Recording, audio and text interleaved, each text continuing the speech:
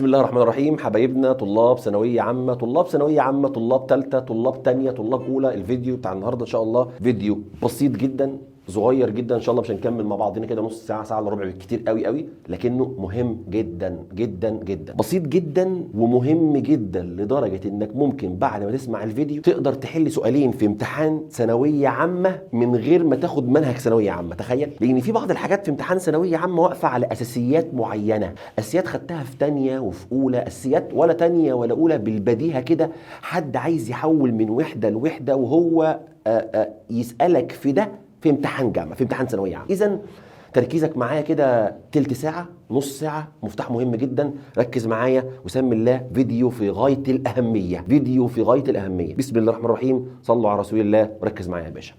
استعنا بالله. بسم الله الرحمن الرحيم. ان شاء الله هنتكلم شويه حاجات مهمه يا جماعه، في اولى خدتها، في اولى خدتها، في ثانيه. تعالى بس نبتدي. اول حاجه شويه الرموز اللي عندك. يلا يا باشا. الطول. مستر ما تسيب الكلام ده احنا نقراه، لا اسمعوا مني، اسمعوا مني وركز. السنه انا بسمع عشان افهم، انا مش عايز احفظ ولا اقرا واحفظ ولا اشوف فيديو وتعجبني طريقه شرح واحفظها. مفيش الكلام ده في ثانويه عامه، مفيش الكلام ده في ثانويه عامه. فركز معايا بالله عليك، قول بسم الله معايا. بسم الله الرحمن الرحيم. الطول يا جماعه الطول رمزه استعنا بالله. يلا يا جماعه، الطول رمزه ال وبقيسه بالمتر. يا مستر الكلام بتاع اولى وثانيه الكلام السهل اللذيذ ده، لا لا لا لا سهل ايه ولذيذ ايه، ركز معايا. ينطبق تحت الطول كذا حاجه. مساله فيزياء في امتحان ثانويه عامه، في امتحان ثانيه، في امتحان في اولى، اجي اقول لك والنبي احسب لي العرض، ده يبقى طول. طب ارتفاع، ده يبقى طول. طب عمق، ده يبقى طول. طب احسب لي سمك سلك، سمك سلك. فالطالب يسمع ويتلخبط، ايه سمك سلك ده؟ ده طول تبع ال، بقيسه بالايه؟ بالمتر. طب لقيت حاجه تانية غير المتر، لازم احول لمتر. ماشي. قطر، نفس الكلام. بعد، الله. طب مسافه، ماشي. محيط، دي كلها الفاظ يعني طول، والطول بيتقاس بالايه؟ بالمتر. يلا باللي بعده بسرعه، عايز اركز معاك الفيديو واخليه صغير، مش عايز ازهقك، انت لسه بادئ ثانويه عامه والسنه مش عايزه تبقى تقيله عليك. يلا بسرعه كده مع بعض. الكتله ام وبقيسها بالكيلو. الوزن مهم، الوزن بتاع ثانوي عندك في ثانيه وعندك في ثالثه. الوزن بقيسه بالنيوتن. هو ايه الوزن ده؟ يا ده الوزن ده اللي هو الكتله في العجله، يالا اهو القانون اللذيذ الجميل ده. الوزن هو الويت، ام في جي، ام في جي، ام الكتله وجي العجله. طبعا الجي دي مقدار ثابت بيديها لك في المسائل. تمام ماشي اوكي كويس. ها ايه كمان؟ الزمن بالثانيه، الزمن بالثانيه، الزمن بالثانيه. ايوه ايه كمان يا عم الحاج؟ ها الزمن بالثانيه. طب لقيت في مساله زمن بملي ثانيه، بنانو ثانيه، هحول لك حالا، ودي اهم حاجه هقولها النهارده، التحويلات. معايا الزمن بالثانيه. طيب شده التيار بالامبير. ما انا ثالث ثانوي ده يا جماعه، اللي قاعد بيسمع الفيديو كان في اولى وثانيه يقول لك ايه شده التيار دي؟ خدناها في ثالثه اعدادي. ايوه وعندك في ثانويه عامه السنه دي، ده اول حصه في المنهج. شده التيار بالامبير، فرق الجهد بالفولت، المقاومه بالاوم. تاني كده شده التيار بالامبير. لقيت مساله بالملي امبير، ما ينفعش، لازم اشتغل بالامبير بنسبه 99%. بشتغل بالدولي اللي هو الامبير. طب لقيت مساله بالملي فولت او بالمايكرو فولت، لازم احول لفولت، احول حالا دلوقتي. طيب ده بالفولت، المقاومه بالاوم، ليها رمز لاتيني عامل كده، رمز لاتيني خدته في اعدادي. المساحه بالمتر مربع. يا سيدي على المساحه، يا سيدي على المساحه، وحلاوه المساحه اللي هتلاقيها عندك كتير في اولى وثانيه وثالثه. ما تعدش المساحات دي، ما تعدش. والمساحات دايما لازم تكون بالمتر مربع، يعني بنسبة 99% في المسائل. ممكن تبقى مسألة بالسنتيمتر وفي عندك نسبة ويروحوا مع بعض، لكن في الغالب بشتغل بالمتر مربع. مساحة مين؟ ملف، والملف مساحته مربع، مساحته دايرة، واي حاجة من دي مساحة المربع طول الضلع في نفسه، مساحة الدايرة باي ار تربيع، وسواء ده او ده الاتنين بالمتر مربع. طب لو كان طول ضلع المربع بالسنتي، اصبر ويتقل وهشرح، والنهارده في مفاجأة هسألك كمان. ماشي يا عم الحاج؟ في شوية تدريبات كده اخر الفيديو هنحلها مع بعض، تقوم موقف لي الفيديو وحلل وسابقني. فركز معايا 30 دقيقة. يلا بسم الله توكلنا على الله. اللي بعده يا جماعة، السرعة بالمتر لكل ثانية. الكلام الجميل ده يا عم الحاج، السرعة بالمتر لكل ثانية. القوة، ايوه القوة دي بقيسها بايه؟ بالنيوتن. ايه ده؟ زي الوزن يعني؟ ايوه زي الوزن يا معلم، دي زي الوزن. القوة بقيسها بالنيوتن. ايه القوة دي؟ يا دي القوة دي اللي خدتها في أولى ثانوي والتعريف بتاعها عندك في ثالثة.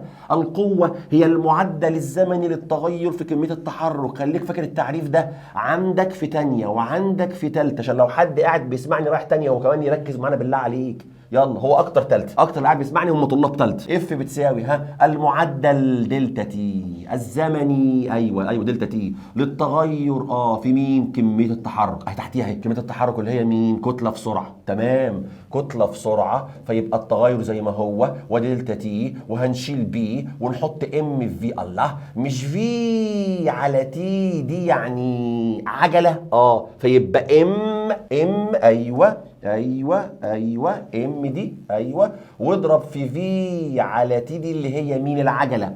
فيبقى الاف بتساوي ام في ايه؟ الله حلو. القوه دي بقيس بيها مين يا ولا؟ القوه دي بقيسها بيها يا باشا بالان. مين الان ده يا معلم؟ النيوتن. القوه بالنيوتن. تمام ماشي. طب والكتله بالكيلو جرام. طب والعجله؟ ايوه بالمتر كل ثانيه تربيع. يبقى النيوتن يكافئ كيلو جرام في متر كل ثانيه تربيع. بالمره طلاب ازهر اللي بيسمعوني، هكلم كل الناس النهارده. جالهم سؤال شبه ده السنه دي في امتحان ثانويه عامه بتاع ازهر 2023، لسه من اسبوعين معدي الامتحان. كانت لهم سؤال في الوحدات، ده الوحده قال له بقيس بيها ايه، وكانت وحده بايخه قوي وتقيله قوي. فبالمره كده ركز معايا في المتكافئات دي. تمام، القوه كتله في عجله، والكتله بالكيلو، والعجله متر كل ثانيه تربيع، فيبقى نيوتن يكافئ كيلو جرام في متر كل ثانيه تربيع. حلو قوي، كمل يا باشا. ايه تاني اللي بعده؟ القدره بقيسها بالوات، ما خدتهاش خالص دي عندك السنه دي. القدره بقيسها بالوات. ايوه. القدره بقيسها بالوات. القدره الكهربيه بقيسها بالوات. عندك قانون هشرحه اثناء المنهج ان شاء الله. بسم الله توكلنا على الله. تابعني بقى السنه دي، كده، وخلي معاك الفيديو واللينك بتاع الفيديو، وخليك معايا القناه تحتي، وان شاء الله رب العالمين السنه دي كده عامل شغل جديد خالص على اليوتيوب. كل حصه كل اسبوع فيديو في ميعاد محدد هحل فيه اسئله الواجب بالشرح وبالتفصيل الممل الخاصه بكل درس معايا. واولى وثانيه وثالثه، هبدا بثالثه ان شاء الله مع اول 8. فركز معايا بالله عليك مع اول 8 كده. اسمع مني ملخص للدرس كده صغير، والله ملخص الدرس لو سمعته تفهم الدرس. 10 دقايق ربع ساعه تفهم مني، وتحل معايا اسئله ساعه ونص ساعتين على الدرس اللي قلت ربع ساعه. حلوه جامده. فركز معايا بالله عليك، يمكن نساعدك ونوفر لك شويه مجهود ذهني ومجهود بدني ومجهود مادي كمان. ركز معايا، قول بسم الله معايا، توكلنا على الله. اللي جاي دي مهمه يا جماعه. يلا، الشغل والطاقه. الشغل الدبليو، الشغل وورك، والطاقه الانرجي، الاثنين بقيسهم بمين؟ بالجول. وانت خدت دي وخدت دي فين يا مان؟ خدتهم في اولى ثانوي وفي ثانيه ثانوي. الشغل قوه في ازاح. الشغل بقيسه بالجول، والقوه بالنيوتن، والازاحه مسافه يعني متر. اوكي تحتيها اهي. هسيب لك الملزمه دي PDF تحت الفيديو. ما عرفتش تنزلها كلمني واتس وابعتها لك. هسيب لك رقم الواتس بتاع الاسيست وتكلمهم ويدوها لك. يلا يا عم الحاج جاهز؟ ادي الرموز اللي عندك في المنهج. طولت عليك شويه معلش. يلا نكمل بقى. بص، اللي فات ده كله كوم، واللي جاي بعد كده برضو كوم، ودي بقى كوم تاني خالص. الجدول الزغنطوط اللي جاي ده ايه ده؟ دي جدول التحويلات. تحفظ بقى ده يا باشا اكتر من اسمك شويه. من ميجا متر عايز احول لمتر، اشاور لك ولا انت شايف؟ اهو من ميجا متر اشاور لك. استنى انت حبيبي، لازم اشاور لك. لو عايز احول من ميجا متر لمتر بضرب في 10 أس 6. طب من كيلو متر لمتر بضرب في 10 أس 3. تاني، من ميجا متر لرمزها ام لمتر بضرب في 10 أس 6. ماشي. طيب لو عايز احول من كيلو متر لمتر بضرب في 10 أس 3. طب من سنتي؟ دول الكبار. طيب ماشي اللي جاي. طب السنتي والملي والمايكرو والنانو والانجستروم تحفظ دول صم. مستر مفيش حفظ بقى، احنا نظام جديد ثانويه عامه بس. يلا اسمع الكلام. ثانويه عامه ايه ونظام جديد ايه؟ الكلام ده مش موجود في اخر السنه في المفاهيم اللي معاك. بالكلام ده كده هتخش ايه؟ هتخش بالكلام ده وانت حافظه، والكلام ده موجود في الامتحان بنسبه 100%. سؤالين او 3 في الامتحان تركاتهم يعني 6 درجات خدتهم من دلوقتي قبل ما تخش ثانويه عامه. تركاتهم التحويلات، مساله بالسنتي وانا عايز احول لمتر، مساله كلها بالثانيه، وفي الاخر الاجابات كلها ملي ثانيه، عايز احول لملي ثانيه. فركز بقى، اللي قاعد صاحي قرا وبعد ما قرا عرف يحول. فتحفظ دول بالله عليك دلوقتي معايا كده. عيدهم معايا لاني كمان ربع ساعه هسالك فيهم. حفظت؟ ها السنتي 10 اس سالب 2، السنتي 10 اس سالب 2. طب والملي 10 اس سالب 3. طب والمايكرو 10 اس سالب 6. طب والنانو 10 اس سالب 9. طب والانجستروم 10 اس سالب 10. دول حفظ يا مان. ها خلصت يا ضمير ربنا كده؟ دول حفظ يا مان. طب معلش ثانيه واحده، تعال جدول اهو حبايبي اللي خدوا الجدول ده في اولى ثانوي، الجدول ده حفظ، الجدول ده حفظ صم. حبايبي اللي خد ده في اولى ثانوي، بسم الله توكلنا على الله. بص يا مان، ها لو عايز احول من سنتي متر، بسم الله الرحمن الرحيم، عايز اروح للمتر. طب من ملي متر لمتر اضرب في 10 وسالب 3. طب من ملي ثانيه لثانيه اضرب في 10 وسالب 3. طب من ملي امبير لامبير اضرب في 10 وسالب 3. طب من ملي جرام لجرام اضرب في 10 وسالب 3. الله. طب من ملي وائل عايز احول لوائل اضرب في 10 وسالب 3. انا هحفظ الاس كام الملي؟ 10 اس كام؟ سالب 3. والسهم ده ما يطلعش من هنا. ها الملي 10 اس كام؟ سالب 3. الملي من اي حاجه وانت رايح للحاجه اضرب في 10 وسالب 3. خلصت يا باشا؟ خلصت يا مان؟ سهله وربنا سهل. والسنتي نفس الكلام 10 اس كام؟ سالب 2. ها طب والمايكرو 10 اس كام؟ سالب 6. من مايكرو ثانيه لثانيه، من مايكرو امبير لامبير، من مايكرو فولت لفولت اضرب في 10 اس كام؟ سالب 6. طب نفس الكلام من نانو، ها 10 اس كام؟ سالب 9. نفس الكلام من انجستروم، ده مهم جدا ده، انجستروم ها اضرب في 10 اس كام؟ سالب 10. والعكس صحيح. يعني ايه؟ لو انت عندك، وده في الغالب احتمال قليل، لو انت عندك وحده وعايز تروح للملي، ده احتمال قليل بس قائم، وجه في ثانويه عامه 2018 و19 جه سؤال قال له انا عندي وحده كانت بالامبير وعايز احول للملي. اعكس بقى، يبقى 10 اس كام تحت اهي اهي اس 3، يبقى الملي 10 اس 3. لكن لو عندك الوحده ورايح للملي يبقى 10 اس كام؟ 3. خلصت؟ طب الانجستروم، لو انت عندك انجستروم الصغير ورايح للوحده 10 اس 10. طب لو العكس، لو انا عندي ثانيه وعايز احول لانجستروم من الثانيه، لو عندي متر وعايز احول لانجستروم اضرب فيه 10 اس كام؟ 10. حفظت دول كده الاسس بالسالب، رايح له بالايه؟ بالموجب. الجنب الثاني يلا حفظت خلاص. الجنب الثاني الكيلو 10 اس 3، الميجا 10 اس 6، الجيجا 10 اس 9. حلو قوي حفظته. الكيلو 10 اس 3، الميجا 10 اس 6، الجيجا 10 اس كام؟ 9. في اكتر، في هنا كمان اكتر، بس دول ده اللي عندك ثانويه عامه. ها طب ماشي. طب من كيلو متر لمتر، اي عيل بيلعب كوره حافظ دي الكيلو متر فيه 1000 يعني 10 اس كام؟ 3. ماشي 10 اس 3. طب الميجا متر في 10 اس 6. طب من ميجا ثانيه لثانيه في 10 اس 6. طب من ميجا امبير لامبير في 10 اس 6. طب من ميجا هرتز لهرتز، هرتز تردد ثانيه ثانوي، ميجا هرتز لهرتز 10 اس 6. كلام جميل. طب مستر انت عمال تشاور كده على الوحدات الاساسيه اللي بنحول لها، افرض ان انا عايز احول بين 2 من دول. جت ثانويه عامه دي، فلازم اقولها لك. لو انا عايز احول مثلا هديك واحده كده واسالك فيها كمان شويه. بص يا باشا، لو عايز احول 7 ملي امبير تبقى كام مايكرو امبير؟ طلعت بقى بره الوحده دي، ولا رايح لها ولا جاي منها. لا لا لا لا لا لا، ده انا عايز احول بين الملي والمايكرو. مبدئيا تعمل الاتي. بص يا باشا، اولا نزل لي الرقم ده زي ما هو، السبعه اللي مالناش دعوه بيها، حاضر.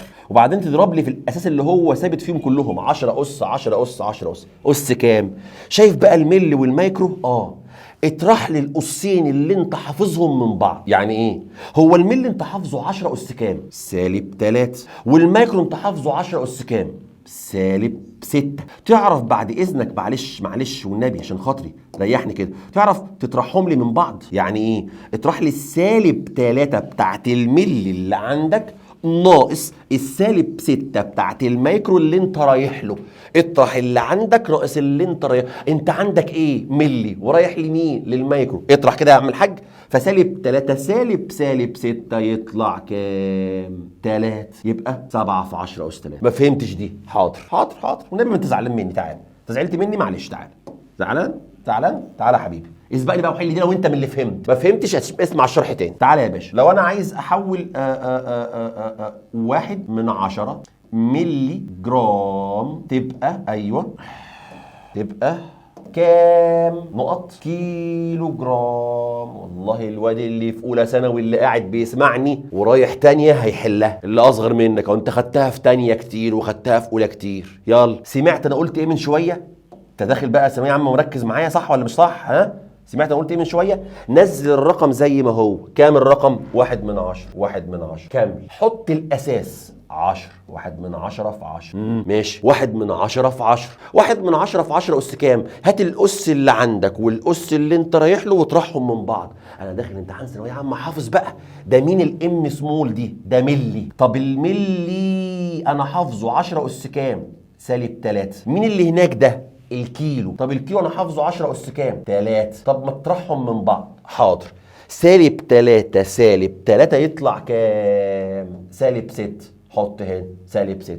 بقت 1 من 10 في 10 اس -6. الجدول ده سكرين شوت كده عليه، هبعت لك شويه اهو. انا بعدت خالص، انت مش شايفني صح؟ هبعد اهو، انت مش شايفني. وتحفظه اكتر من اسمك. حفظت يا باشا؟ صورت يا باشا؟ تعال انت عشان حبيبي هعملها لك تاني. معلش، تاني. بص يا مان، 10 واحده غيرها بقى. يلا اسبقني. سؤال اها، يلا سؤال للباشا، اسبقني. 10 كيلو متر تبقى كام؟ كام ملي متر؟ 10 ده كيلو متر، الام دي يعني ملي، والتانية دي متر، يبقى ملي متر. انا هتلخبط بين الام والام، مفيش ام غيرها سمول. ماشي، احول ازاي؟ ها اسبقني انت بقى، قول لي. هتنزل ال10 10، حط الاساس 10. كام بقى؟ اطرح الاسين من بعض. يلا يا شاطر، انت شاطر وعارف. يلا والله انت عارف. يلا الكيلو 3. طب الملي -3. انا حافظ الارقام دي من الجدول اللي انا لسه مديهولك، وفي الملزمه الPDF اللي هديها لك حالا دلوقتي. اتفقنا يا باشا؟ يلا اطرحهم من بعض. حاضر.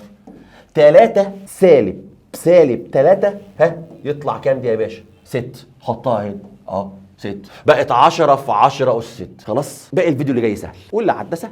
هي الجزئيه بتاعت التحويلات دي ودي مهمه في الامتحان عندك والله بنسبه 100%. اكيد في امتحان ثانويه عامه، في امتحان ثانيه ثانوي، اللي قاعد بيسمعني في ثانيه ثانوي اكيد هيجي يقول لك مساله فيها طول بالسنتي، مساله فيها زمن بالملي او بالمايكرو، حاجه في الرسم البياني على السينات، حاجه على الصادات. سامع كلامي كويس، تقرا كويس، عينك مركزه كويس، فيها حاجات بالملي او بالمايكرو لازم احول للوحده الدوليه. تمام ماشي حاضر. خلاص الجزء الاخير برضه ده مهم جدا، اللي جاي سهل ان شاء الله. اللي جاي عد الزمن معايا، هم نص ساعه ان شاء الله معاك. اسمعني، طول معايا شويه. الجزء اللي جاي انا شغال آلة حاسبه وطلع لي الرقم ده على الآلة الحاسبه في امتحان ثانويه عامه بحدد بيه طريقي وهدفي، ما لقيتش الرقم ده في الاجابات. اتخض؟ يلا رد عليا. ما لقيتش رقم زي ده في الاجابات. 10 في 10 اس 6. اعمل ايه؟ ما تتخضش، ما هي ال10 دي اس كام يا؟ طب 10 اس 1 في 10 اس 6 دي خدتها في 6 ابتدائي، وربنا خدتها في 6 ابتدائي. ها تبقى كام دي؟ 10 اس 6 و1 يبقوا كام؟ 7. 10 اس 7. ما لقيتش دي ولقيت دي، خلاص اختار بس يا باشا. طب استنى. خد اللي جايه دي سؤالين في سؤال، واسبقني بالله عليك. يلا اللي جاي ده امتحان صغير لحبيبي الكبير، انت الكبير. الامتحان صغير اهو. يلا السؤال اللي جاي ده 1 من 10 ملي جرام تبقى كام جرام؟ موجود ده في تانية ثانوي كتير، موجود ده في ثالثه ثانوي بس بالثواني كتير. يلا يا باشا عايز احول. ها امتحان. هستنى ما جاوبش؟ مستني. جاوبت انت خلاص؟ نزل الرقم 1 من 10 اللي بالاخضر ده باين عندك. 1 من 10. حط الاساس 10. اس كام؟ هنا مفيش طرح بقى، دي اسهل دي يا مستر. ده من ملي جرام لجرام، ده في الجدول على طول اهي. في الجدول اهو، من ملي للجرام، من ملي للحاجه. 10 اس كام على طول؟ -3 على طول. دي فيهاش حاجه حبيبي، فيهاش حاجه. يلا -3. الله، ولما هي ما فيهاش حاجه يا عم المستر جايبها لنا ليه؟ سائلني في سؤال سهل ليه؟ اسمع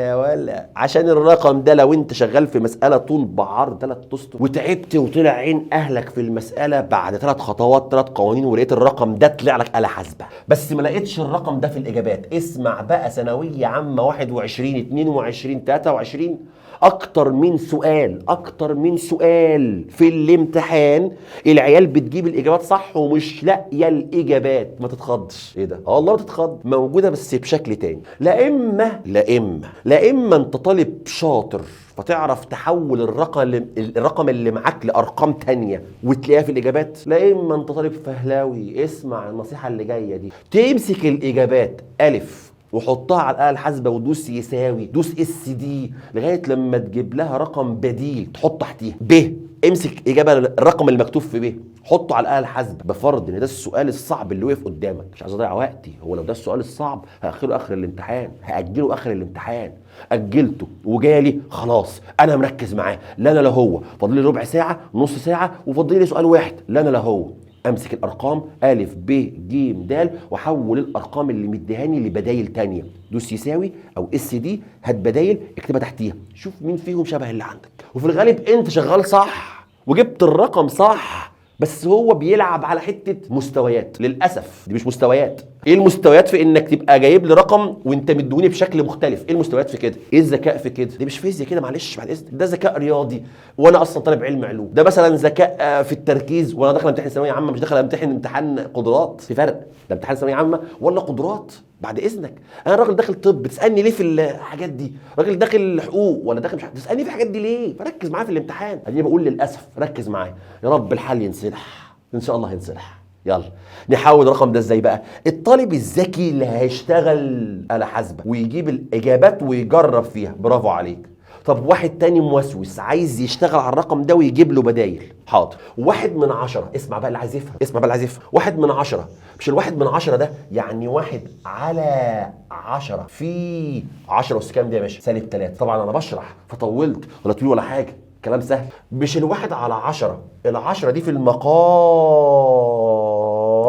أس كام؟ 1. عشان في المقام أس 1 تطلع فوق تبقى 10 أس كام؟ -1 في 10 أس كام؟ -3. الله، طب 10 أس -1 و10 أس -3، ما تجمع الأسس. طالما الأساس واحد ما تجمع الأسس. حاضر حاضر حاضر حاضر، أنت بتتكلم صح، بتتكلم صح. فيبقى 10 أس كام؟ -4. أها، أدي إجابة، أدي 1/10 في 10 أس -3، صح. طب 10 أس -4، صح. طب لو عايز تعمل ده عشري خالص، الرقم ده يبقى 1/10,000، صح. طب الرقم ده ممكن يبقى 1/10,000، صح. ايه ده؟ دي إجابة واثنين وثلاثة واربعة. ايوه، البدايل دي بقى في امتحان ثانوية عام بيلعب عليها. انا اسف، انا بقول للاسف، للاسف ده اللي بيحصل في ثانوية عام. اذا الربع ساعة اللي عدت دي قسما بالله العظيم، قسما بالله كمان مرة، امتحان 21 ثانوية عامة كان فيه منها بتاع حوالي 10 اسئلة. 10 اسئله يعني حوالي 10 درجات مينيمم، ان ما كانش فيهم واحد باتنين، فبنتكلم ب 15 درجه. الطالب بيحل يجيب اجابه والاجابه مش موجوده زي ما هو جابها آلة حاسبة، موجوده بشكل مختلف. فلا اما تاخد الاجابات اللي عندك، ايوه خليك ذكي وتفضل تجرب لغايه لما تجيب الرقم اللي عندك، ماشي. في طالب تاني موسوس بقى، ده طالب تالت، يقول لا اجابتي غلط، فيحاول تاني وما يطلعش، يحاول تالت ما يطلعش. انت جبتها صح، انت جبتها صح، بس الرقم اللي جبته مكتوب، الرقم اللي انت جبته 20 مكتوب في الاجابات 2 في 10. طب 2 في 10 بكام؟ ب20 بس. خلاص، هو في ثانويه عامه بقى لهم 3 سنين بيلعبوا كده. انت جبت اجابه ومكتوب في الاجابات بشكل ايه؟ مختلف. طولت انا، معلش اسف، طولت انا، هرجع لك، استعنا بالله، نرجع لك يا باشا. اللي جايه دي مهمه. المساحه من مليمتر مربع لمتر مربع اضرب في 10 أس -6. وبيني وبينك وانت عمال تحفظ زي ما انا ما قلت لك، الى حد ما برضو الموضوع فيه شويه فهم. ازاي يا مستر؟ هقول لك. هو دي حفظ، ودي حفظ. طب من مليمتر مربع لمتر مربع فيها شويه فهم، ممكن يبقى فيها. ازاي؟ تعالى يا باشا وانا اقول لك. هو انا عارف ان من مليمتر، من مليمتر لمتر، من مليمتر وانا رايح لمتر بضرب في 10 أس -3. طب استنى بقى، هات لي كل دي كده. لو انا عايز احول مليمتر بس مربع ورايح لمتر، اكيد طبعا مربع، يبقى انت كمان هتربع الاس اللي انت حافظه. ف 10 أس -3 ربعها لي، يبقى 10 أس -3 و10 أس -3 يبقى 10 أس كام؟ -6. انا حفظت وانا فاهم، هتريحك شويه. اللي جايه مهمه موت، مهمه موت، دي في ثانويه عامه من اول حصه لغايه اخر المنهج الكهربائيه كلها. من سنتيمتر مربع لمتر مربع. يا سيدي يا سيدي يا سيدي، تعالى يا ولد، تعالى يا ولد. حد قاعد حافظ من سنتيمتر لمتر؟ اعمل ايه؟ والله العظيم لو جبت واحد من الشارع دلوقتي، لو جبت واحد صنايعي من الصناعيه بتوع السيراميك اللي قاعدين بيقيسوا، اقول له بعد اذنك بس يا اسطى والنبي ابوس ايدك، تعالى قول لي المتر فيه كام سنتي؟ يقول لي 100. فيها ايه دي؟ طب السنتيمتر فيه كام متر؟ اعمل لي عكس، اقسم على 100، يعني اضرب في 10 أس كام؟ -2. حافظينها يا مستر، لسه واخدينها فوق. 10 أس -2، ماشي. طب العكس يعني ايه بقى؟ لو انا عايز بقى من سنتيمتر مربع رايح لمتر مربع يضرب في كام؟ سالب 2، فيبقى سالب 2 وسالب 2 هتربع يبقى 10 أس كام؟ سالب 4. تمام. خليك معايا ثانيه. نبتدي بسم الله توكلنا على الله. طيب من مليمتر مربع، من مليمتر دي الحجوم دي ما عندكش حجوم في ثالثه، دي في ثانيه ثانوي، فاللي قاعد في ثانيه برضه هيسمعني وركز. مفيش حجوم في ثالثه كتير، يمكن مره في اخر الفيزياء خالص. من مليمتر مكعب لمتر مكعب 10 والسالب 9، اللي هو من مليمتر لمتر سالب 3. طب ده مكعب يبقى سالب 3 وسالب 3 وسالب 3 بقوا كام؟ سالب 9. طب من سنتيمتر مكعب لمتر مكعب اهي من سنتيمتر لمتر سالب 2. طب من سنتيمتر مكعب لمتر مكعب يبقى سالب 2 وسالب 2 وسالب 2 مكعب 3 مرات، فيبقى كام؟ سالب 6. في بقى وحده هنا في الحجوم في ثانيه ثانوي مش موجوده هنا في ثانيه ولا في اولى ولا في ثالثه، اللي هو اللتر. لو حد بالمره قاعد بقى بيسمعني في ثانيه من لتر وعايز احول لمتر مكعب اعمل ايه؟ اضرب في 10 اس كام؟ سالب 3. من لتر لمتر مكعب اضرب في 10 اس كام؟ سالب 3. من لتر لمتر مكعب في 10 يبقى المتر المكعب في 1000 لتر. طب اللتر لمتر مكعب اقسم على 1000 او اضرب في 10 اس كام؟ سالب 3. تمام. ده كلام كويس. ماشي يا باشا، الكتله سهله ما عندكش دي خالص. الكتله من طن الكيلو اضرب في 1000. الطن في كام كيلو؟ 1000. والكيلو في كام جرام؟ 1000. والملي جرام الصغير رايح بقى للكيلو يبقى 10 اس كام؟ هو من ملي جرام لجرام 10 سالب 3. طب من ملي جرام لكيلو جرام 10 اس كام؟ سالب 6. ال10 دقايق او الربع ساعه اللي عدت دي مهمه جدا جدا جدا. اللهم بلغت اللهم فاشهد. اللي جاي اسهل. 10 دقايق كمان سهله. خلاص الفيديو خلص. 10 دقايق كمان. بسم الله الرحمن الرحيم. لما تيجي تجمع او تطرح لازم تجمع او تطرح وحدات زي شبه بعض. ما ينفعش اجمع كيلو مع متر، ما ينفعش اجمع متر مع سنتي، ما ينفعش. ماشي، لازم اجمع حاجه. ممكن اقسم مسافه على زمن، فده بالمتر وده بالثانيه، ماشي. ممكن اضرب، ماشي. لكن اجمع لا، ما ينفعش اجمع وحدات غير بعض مع بعض. بسم الله الرحمن الرحيم. قوانين حساب المثلثات، انت عارف، لازم تبقى عارف التان بيساوي ايه والكوزين والساين، عارفهم دول من ثالثه اعدادي تقريبا او اولى ثانوي، خدتهم كتير. التان اللي هو المقابل على المجاور، والساين اللي هي المقابل على الوتر، الكوزين اللي هو المجاور على الوتر. ده مهمين دول. طيب اللي جايه شويه المتجهات اللي كانوا عندك في اولى ثانوي وخدتهم تقريبا في الرياضه. يطلع كده احسب المحصله في الحالات الاتيه واتجاه المحصله هنا ايه. بسم الله الرحمن الرحيم.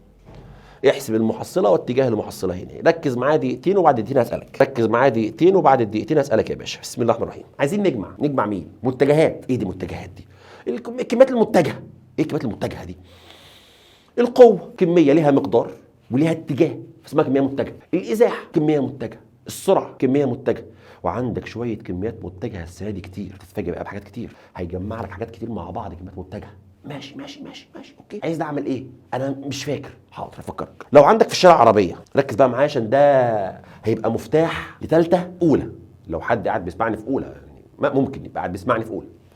ثالثه مفتاح للفصل الرابع بحاله. فصل عليه 10 درجات، في تقريبا نصهم 5 في ال5 دقايق دول هتعرفهم من غير ما تدرس ثانويه عامه. معايا كده يا باشا؟ جاهز. قول بسم الله تاني كده. بسم الله توكلنا على الله. دايما كل شيء ابدا قول بسم الله. وقفت الفيديو وعملت حاجه كده لفتها، ابدا بسم الله. يلا ربنا يساعدك في الفهم ان شاء الله. تعالى يا باشا. لو كانت الحلوه دي عربيه ماشي وانت بتزقها ب4 نيوتن و3 نيوتن يا سيدي، انت ب4 وصاحبك ب3، يا ترى انتوا الاثنين مجموعكم كام؟ عايزين نجمع. ايه الهبل ده يا مستر؟ كل حصه عشان تجمع 7. هنا المحصله تساوي ال4 زائد ال3. معلش خط مش حلو شويه، مش باين شويه. يساوي كام؟ 7. 7 ايه؟ والله نيوتن. 7 ان. جمعت يعني.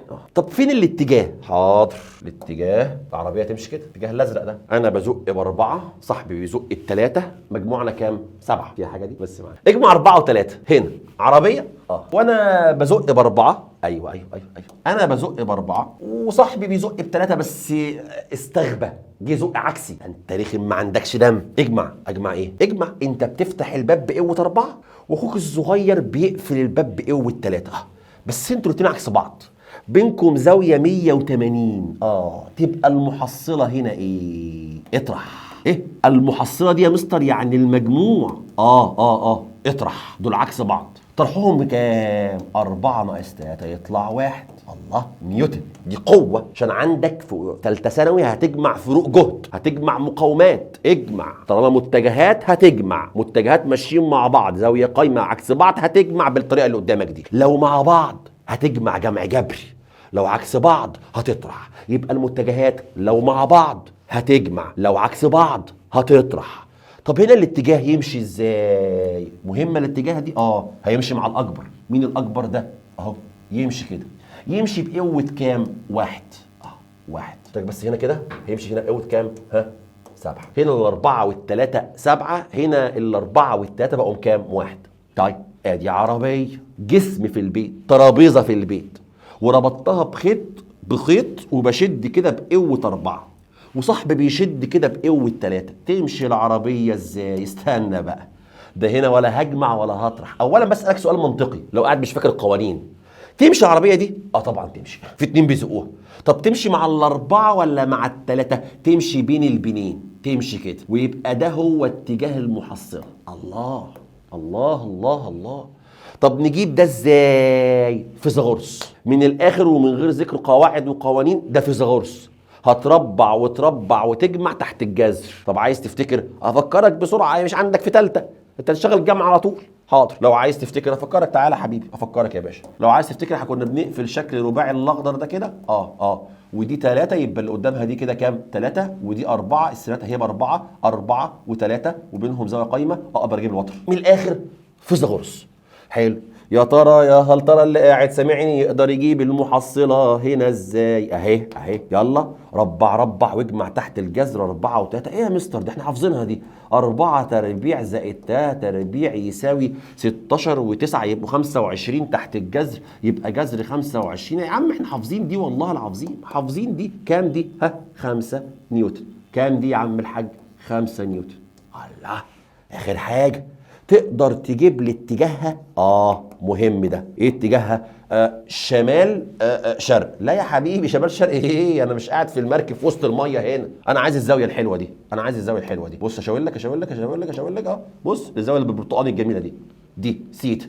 اجيبها ازاي دي يا باشا؟ اجيبها ازاي دي؟ هاتها بالساين او بالكوزاين او بالتاء. عندك مثلث فيه 3 ارقام، بس استنى بيني وبينك الضلع ده 3 وده 4 معلومين بالنسبه لي، اما ال5 انا جايبها لكن جايبها غلط، تبقى مصيبه. اجيب عن طريقها الزاويه ليه؟ سيبك منها، اشتغل بالتان. يعني اعمل ايه؟ تعالى حبيبي روح هات لي التان. حاضر. هات لي التان بتاع الزاويه. يعني لو عايز الاتجاه يبقى قصده اجيب الزاويه. ايوه قصده اجيب الزاويه. اجيب الزاويه ازاي؟ هات لي التان بتاع الزاويه. اجيبه ازاي؟ مقابل على مجاور، مقابل على مجاور. تان 3 على كام؟ على 4. هات لي يا عم شيفت تان تقريبا 36 وكسور تقريبا. جبت الزاويه. ده الاتجاه. ممكن اسالك سؤال بسيط وسؤال صغير وانت تعرف تجيبه لوحدك؟ انا خدت حاجه. ايوه اهو. لو مع بعض هنجمع، لو عكس بعض هنطرح. طب لو بينهم زاويه قايمه هنشتغل بفيثاغورس. اسالك سؤال واسيبك 30 ثانيه اقول لك وقف الفيديو وهاته براحتك زي ما انت عايز. يلا يا باشا استعنا بالله. بسم الله الرحمن الرحيم. لو عندك قوه 6 فولت، 12 فولت، 4 فولت. ايه ده يا مستر؟ فين القوه يا عم؟ انت مزاجي فولت. يلا تعرف تجمع دول 6 و12 و4. وقف بقى كده الصوره عليهم واجمعهم وسيب نفسك، بس ما تطولش والنبي. دقيقه وارجع لي. رجعت الدقيقه خلصت كده بالنسبه لك انت وقفت الفيديو. رجعت جمعتهم ما عرفتش اجمعهم لك انا. طب ده سؤال في الثانويه عامه، ده جه ثانويه عامه. ايه او ربنا ده جه ثانويه عامه. ما قلت لك في اول فيديو هخليك تحل اسئله ثانويه عامه من غير ما تاخد المنهج. يلا يلا اهي درجه هديه اهي. يلا حبيب قلبي جمع دول ازاي؟ مستر استنى، دي ودي كده فيثاغورس صح، ودي بس ابدا بين الاول. استنى بقى خليك ذكي، بدل ما تجمع دول فيثاغورس ما تجمع دول عكس بعض. يعني ايه؟ ما تجمع دول عكس بعض. يلا مش دول عكس بعض واللي عكس بعض بطرحهم. 12 و4 يبقوا كام؟ هنرسم الرسمه تاني، هنرسم الرسمه تاني يا معلم، هنرسم الرسمه تاني. الله. نزل 6 زي ما هي. حاضر نزل 6 زي ما هي. اها 6 فولت. ال 12 وال 4 دول عكس بعض، قوم طرحهم لي يا ولا. ما انت عارف ان اللي عكس بعض بيطرحوا يا ابني. حاضر. يطلعوا كام؟ 8. لما انت قلت يا مستر انا بفتح الباب واخويا بيقفل واحنا عكس بعض نطرح 8. احط ال8 فين؟ قول انت بقى. مع الكبير يابا. 8 مع الكبير طبعا. 12 ناقص 4 8 اهو 8. حتى انا راسمها لك اكبر اهي، اطول اهي شويه اهو 8. بقت 8 فولت. الله، 8 فولت و6 فولت وعايز اجمع بينهم زاويه قايمه. حلو. فين الجمع بتاعهم؟ اهو ده. تعرف تحسب لي ده؟ فيثاغورس. ربع ربع واجمع تحت الجذر، من الاخر هيطلع 10. يلا 10 فولت. والنبي انت عسل، والنبي انت جبتها صح، برافو عليك. المحصله 10. كام الزاويه دي؟ روح هات لي تاني الزاويه، مقابل على مجاور. 8 على كام؟ 6. وهقسم وهات لي شفت تاني الزاويه دي. هتلقى كام سؤال في الواجب اللي هدولك اخر الحصه. واجب كمان والله العظيم، والله ما اسيبك. فيديو لذيذ بسيط وسهل، لكن هتعرف تحل اسئله ثانويه عامه في امتحان اخر السنه كمان سنه، شهر 7 الجاي، وانت قاعد مركز معايا النهارده. والله العظيم استعن بالله كده، خد الموضوع جد بس مش على اعصاب. خد الموضوع جد في وقت المذاكره وانت قاعد في اوضتك وبتذاكر. اما بره الاوضه انت قاعد فريش مع بابا مع ماما، قاعد بتهزر بتضحك، لسه عندك وقت فري. يوم الخميس بتخرج ويوم الجمعه لسه بخرج، ولسه الدنيا فري، اعصابي هاديه. بس وقت الجد جد، وقت الفيديو فيديو، قاعد مركز. ربنا يكرمك ان شاء الله. استعنا بالله الرحمن الرحيم. وتعالى يا باشا، تعالى يا باشا، تعالى يا باشا. ايه تاني عندنا؟ ايه تاني؟ شويه تعريفات. العلاقات الطرديه والعكسيه. تقريبا دي اخر حاجه هقولها. مش عايز اطول عليك. هعمل جزء تاني في حاجه اسمها الطيف والدراسه والالكترونات بتاعه ثالثه اعدادي واولى ثانوي بتاعه الكيمياء عندنا في الفيزياء السنه دي. ان شاء الله هعمل لك جزء تاني، بس النهارده دي بس اللي اقولها. طيب ايه بقى دي يا باشا؟ والله يا معلم، والله يا معلم، العلاقات دي برضو جزء مهم جدا. لو عندك علاقه بين الاي والبي طردي، اكتبها A1 A2 B1 B2 1 2 1 2. مفيش استغراب، خدتها في ثانيه اعدادي. لو السين طردي مع الصاد فيبقى س 1 على س 2 يساوي صاد 1 على صاد 2. مفيش حاجه خالص خالص خالص خالص خالص خالص خالص خالص خالص. طب لو الاي والسي عكسي، لو الاي والسي عكسي، ايوه، فتبقى A1 A2 C2 C1. لو السين بيتناسب مع الصاد عكسي فيبقى س 1 على س 2 يساوي صاد بقى 2 على صاد 1. تيجي مسائل دي كتير اشرحها لك، معلش عشان خاطري انا تعبت عليك، تقلت عليك النهارده والفيديو طول، صح؟ زهقت والنبي هتزهق مني. اخر 10 دقايق مهمين برضو، مهمين. انت بتضحك عليا يا مستر، كل شويه تقول لي الفيديو ده مهم، الحته اللي جايه دي مهمه. طب والله دي بس اللي مهم، حته العلاقات دي وسؤال في الامتحان، سؤالين في الامتحان، مش سؤالين في الامتحان. 10 دقايق بسؤالين في الامتحان من غير ما تاخد فيزياء. امال لما اخد فيزياء تبقى الموضوع اسهل وايسر. ركز معايا وقول بسم الله توكلنا على الله. قلت بسم الله توكلنا على الله. معايا يا عم الحاج. يا رب فهمنا، يا رب علمنا. اسمع مني اللي جاي يا باشا، نزود لك صفحه. طيب ممكن بدل ما اشتغل س وصاد وعين والف وب وج، يعني مثلا بص ممكن بدل ما اقول لك ان الف يساوي ب في ج على د، الف وب طردي، الف وب طردي، الف وج طردي، الف ودال عكسي. ممكن بدل ما اشتغل بس عربي اشتغل انجليزي. ممكن احط لك رموز من عندي. خلاص انت جاهز؟ انت جاهز؟ قول انا جاهز. استعنا بالله يا رب. ار تساوي رو اي في ال على ايه العك ده؟ رموز. ده قانون عندك في ثالثه ثانوي في الحصه الثانيه او الثالثه. سيبكش دعوه انت، دي رموز. الار والرو اي والال والاي دي ايه؟ رموز. ماشي، بالمره اقول لك اسمائهم عشان بس ما اقعدش اتكلم كده وانت قاعد مش مركز معايا. هقول لك اسمائهم دي ايه. يلا. الار ده رمز حاجه اسمها مقاومه كهربيه. كل سلك عنده مقاومه. لمبه اللي شغاله فوق دي عندها مقاومه. تلفزيون فيه من جوه مقاومات كتير، اعتبره كله على بعضيه له مقاومه. تمام. الشاشه اللي شغاله دي شغاله باضاءات، عندها مقاومات من جوه كتير، اعتبرها كلها ليها مقاومه بتقاوم مرور التيار الكهربي. وايه دي حاجه اسمها المقاومه، بس المقاومه النوعيه. يعني ايه؟ المقاومه دي بتتغير حسب طول السلك ومساحته. قلم ده سلك، مساحته قد ايه، طوله قد ايه، فالمقاومه دي بتتغير.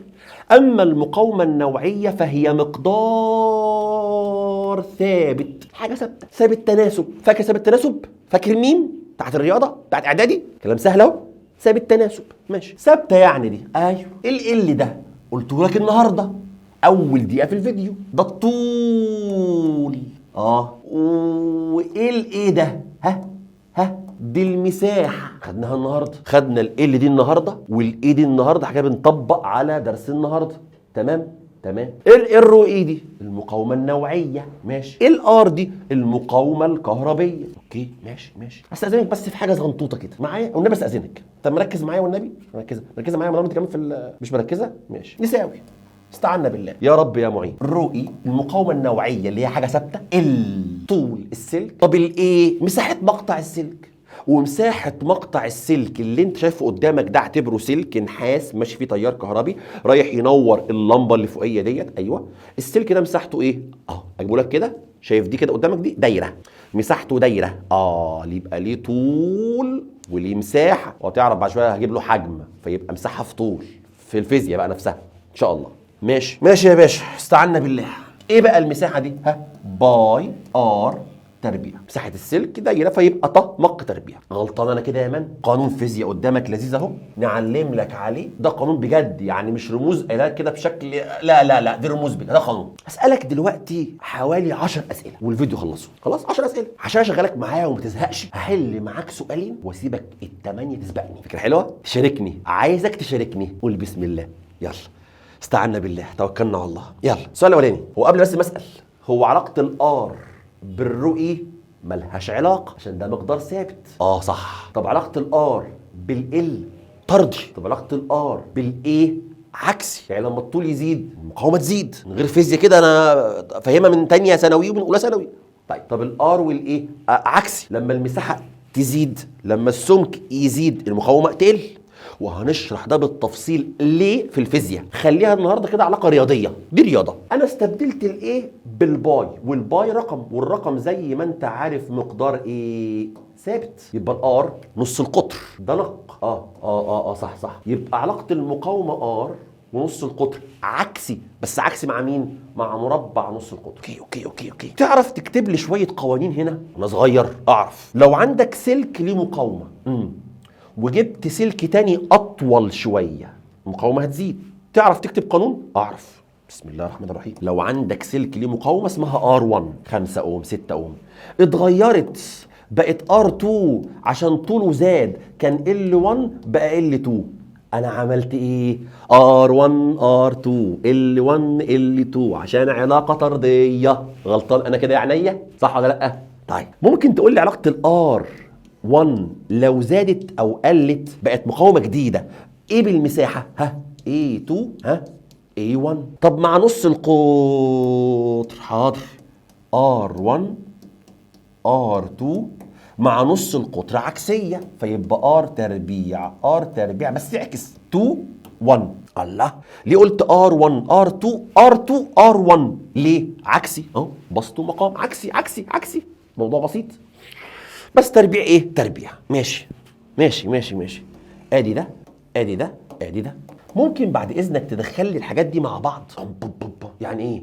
ممكن اجي اقول لك ايه اللي يحصل لالف لما ب يتغير وجيم يتغير، ايه اللي يحصل لسين، ايه اللي يحصل لسين لما صاد يتغير وعين يتغير، كذا حاجه يعني. فهمني بقى ايه اللي يحصل لسيادتك. ايوه، لما بابا مستواه المادي يعلى وماما مش عارف ما تديك هي كمان مصروف، وبابا اداك مصروف فانت خدت من الاثنين. ماشي، انا هزيد قوي عشان ترضي مع الاثنين.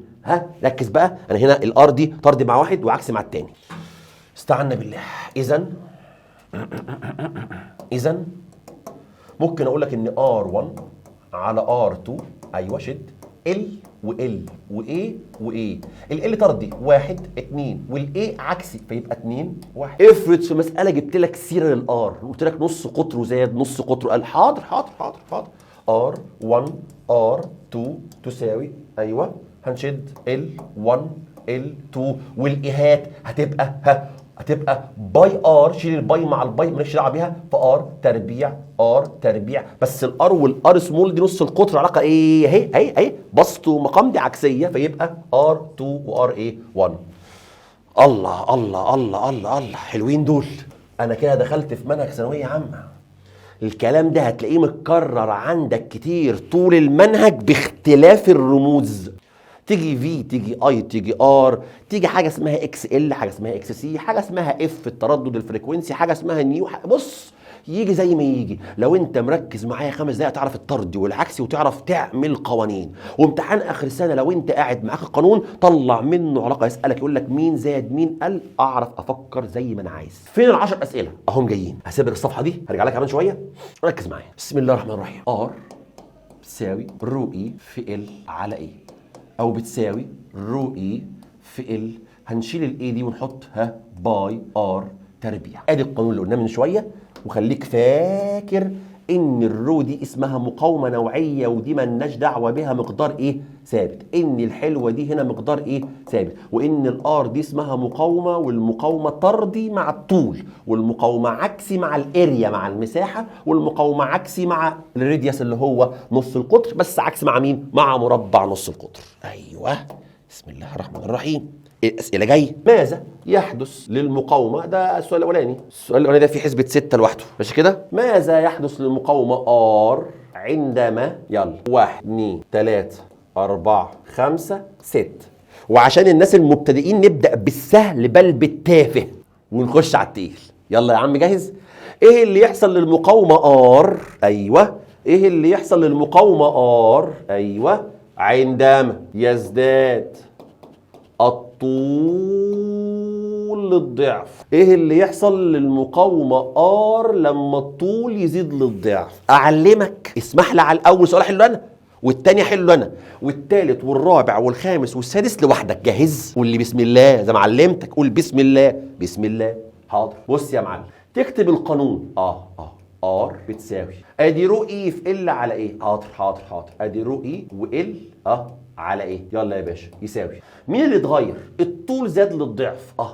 الرو ايه مالناش دعوه، ال زاد للضعف. حول الكلام اللي قاله في المساله الارقام، يبقى اكتب ضعف يعني كام؟ 2 بس خلاص. المساحه جاب سيرتها؟ لا مالهاش، يبقى 1. جاب سيرتها زي ما هي سميها 1 كما كانت، يعني كما كانت. 2 على 1 بكام؟ ب2. 2 الإجابة تقول له يزداد المقاومة للضعف. الإجابة اهي، الار دي هتزيد للضعف. دي هبلة ما تجيش في ثانوية عامة، من سهولتها ما تجيش. تيجي الطالب في أولى ثانوي لسه بادئ ولا حاجة. طب ما تفكز معايا في التاني. إيه اللي يحصل للمقاومة ار؟ أيوه إيه اللي يحصل للمقاومة ار عندما يقل الطول للنصف؟ ايوه لما الطول يقل النص. يلا حبيبي اكتب القانون. ار بتساوي رو اي في ال على ايه؟ يساوي الرو اي ثابته والال ب1 ثابته ما جابش سيرتها. المساحه قلت للنص. اسف ده الطول هو اللي قل للنص، معلش اسف. هرجع تاني كده. هنشد كسر. يلا يا باشا.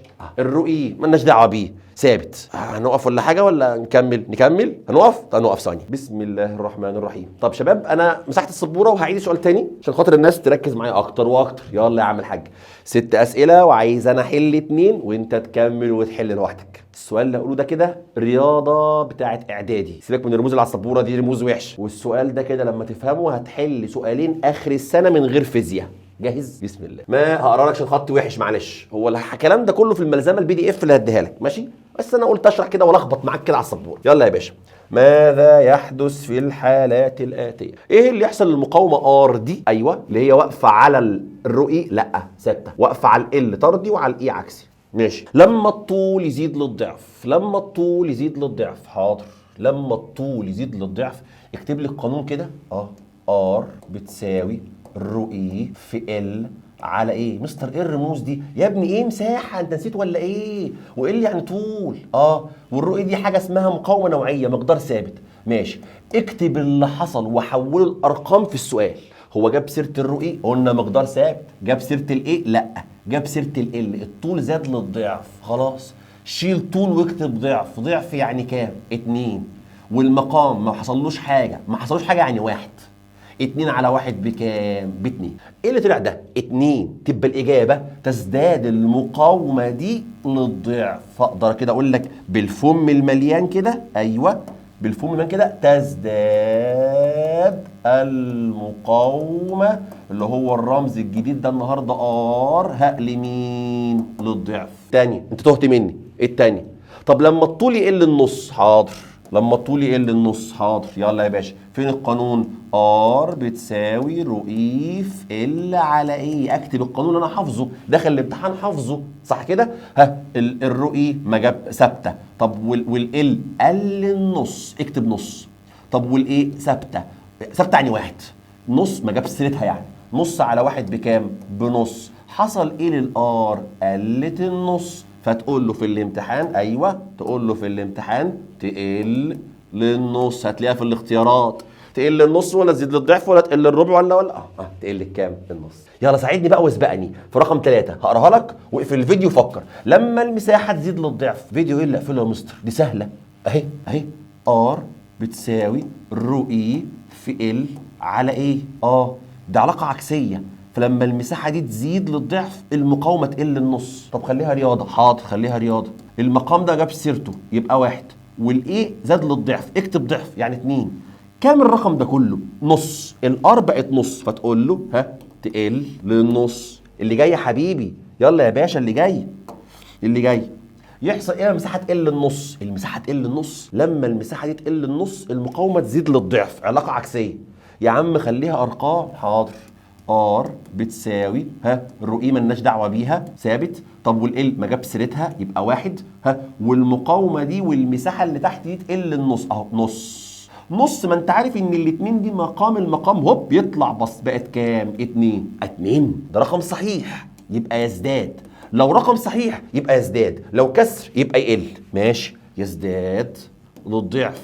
كل الكلام ده سهل، ما يجيش ثانويه عامه، بس مقدمه للي جاي، مقدمه للصفحه اللي جايه. ركز معايا، بسم الله الرحمن الرحيم. عندما يزداد نص القطر للضعف، لو نص القطر زاد للضعف، حاضر. نص القطر، استنى كده، ار بتساوي الرو اي ثابته، ال ثابته، نرجع بيهم، ايوه اهو، حط واحد. طب ونص القطر ده زاد للضعف، ضعف يعني كام؟ 2. بس لسه هربع، ده نص القطر، تربيع، تبقى 1/4. 1/4 ده ربع يعني، دي كلها كسر يعني. فالاجابه يقل المقاومه للكام؟ للربع. الار تقل للربع، المقاومه الجديده بقت اقل الربع. يعني المقاومه الاولانيه لو كانت مثلا 20 اوم، قلت للربع، تقوم قاسم على 4 بقت 5 اوم الجديده. ماشي، لو في ارقام يعني. اوكي، اللي جايه، عندما يقل نصف القطر للنصف، حاضر.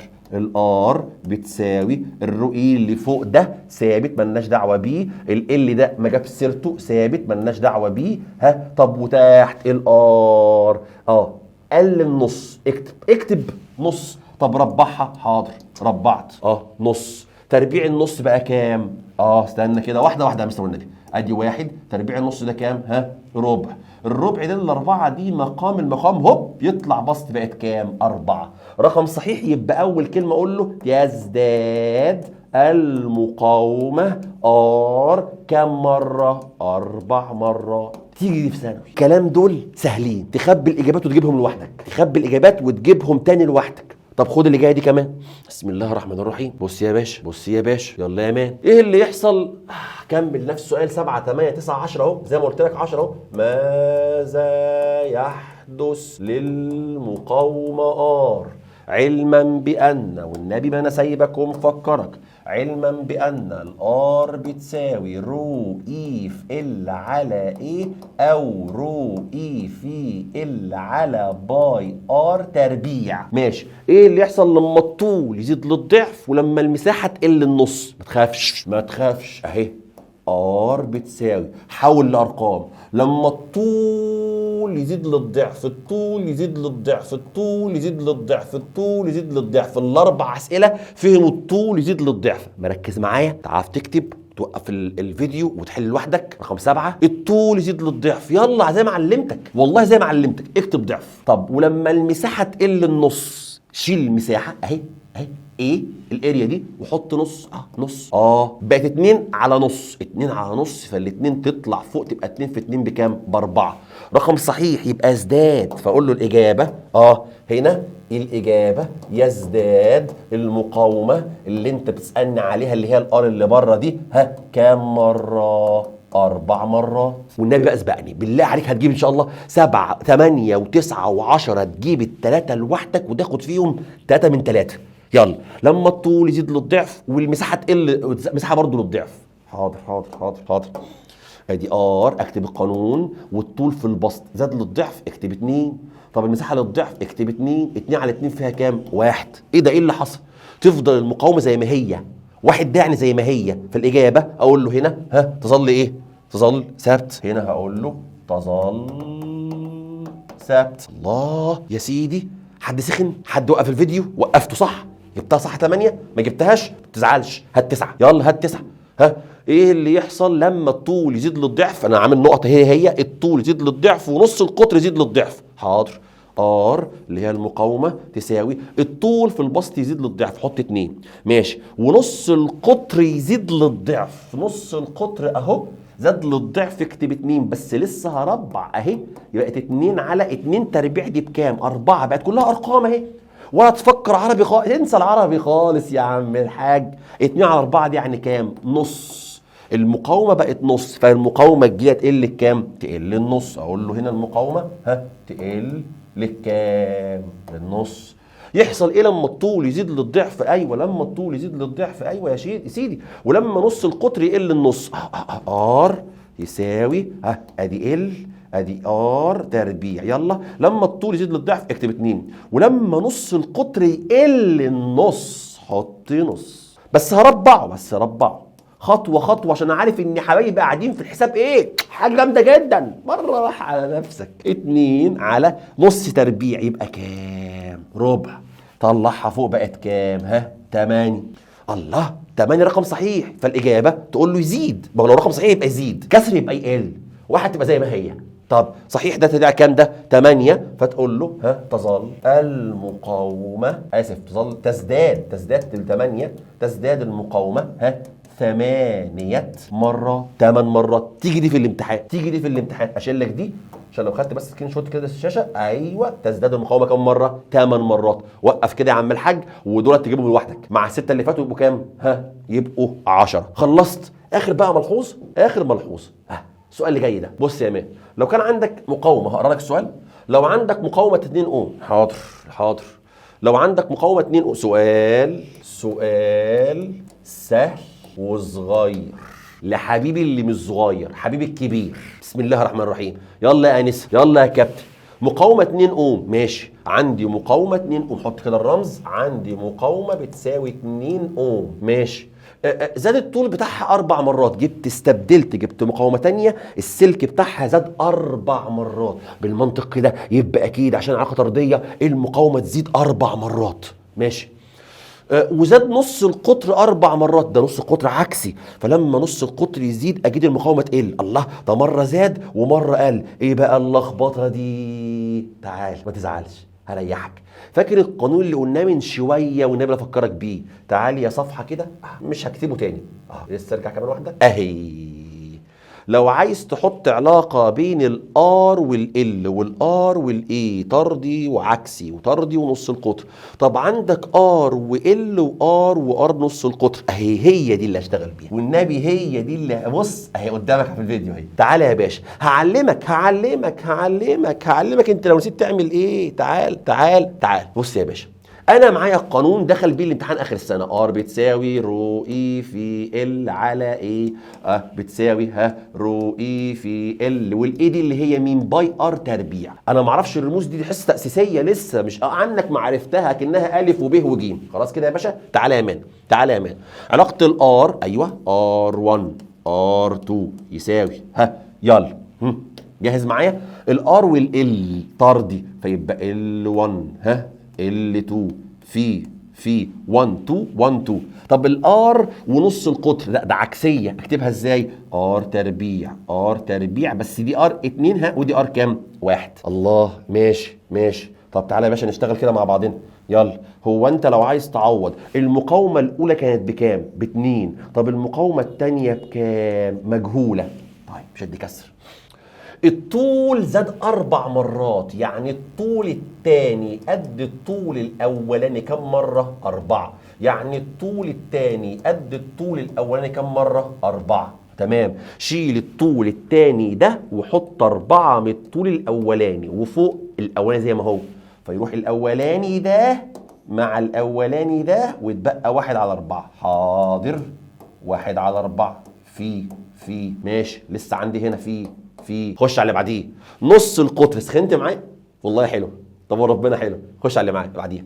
زاد نص القطر 4 مرات. يعني ايه؟ بقى نص القطر التاني قد الاولاني كم مره؟ 4.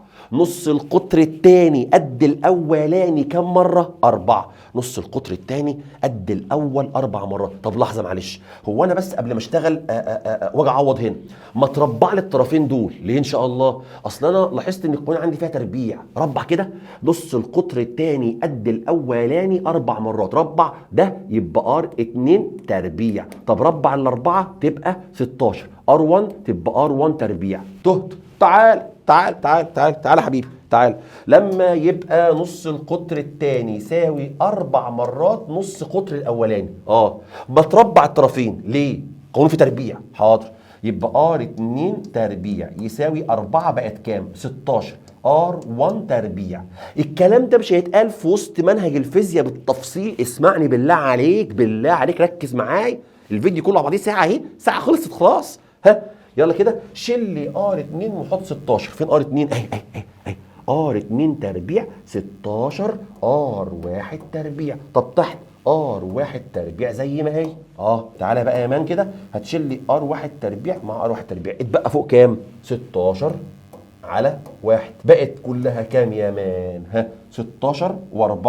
فممكن تختصر تقول له على الأربعة فيها الواحد على الأربعة فيها الأربعة بقت كام؟ 4 على 1. كده بقت 2 على R2 تساوي 4 على 1. 2 على R2 تساوي 4 على 1. طرفين في وسطين. خطوة خطوة خطوة خطوة. انت مستعجل ليه؟ تعالى يا حبيبي تعالى يا حبيبي يلا. R2 دي في 4 تبقى 4 R2 يساوي 1 دي في 2 تبقى 2. اقسم على 4 تبقى R2 يساوي كام؟ نص اوم. المقاومة الجديدة نص اوم. عايز تحلها بطريقه تانية عندي مرونه شديده. حل. اهم حاجه بس ركزت معايا في المعطيات. الطول التاني قد الاول 4. نص قطر التاني قد الاول 4. ايوه بس انا ربعت الطرفين لان انا عندي قانون في تربيع، فربعت بره قبل ما اجي اعوض. شفت الكلام ده؟ انا الكلام ده بحاول افهمك، ركز فيه لانك هتعمل ده في وسط المنهج وهتلقى مدرسين الفيزياء قاعدين بيحلوا على طول من غير الدخول في التفاصيل. فسمعت اصل الكلام ده انت عارفه من ثانيه وعارفه من اولى. عندهم حق اشرح تفاصيل ليه بقى؟ ما انت عارفه. اديني ايه فكرتك بيه يا عم الحاج.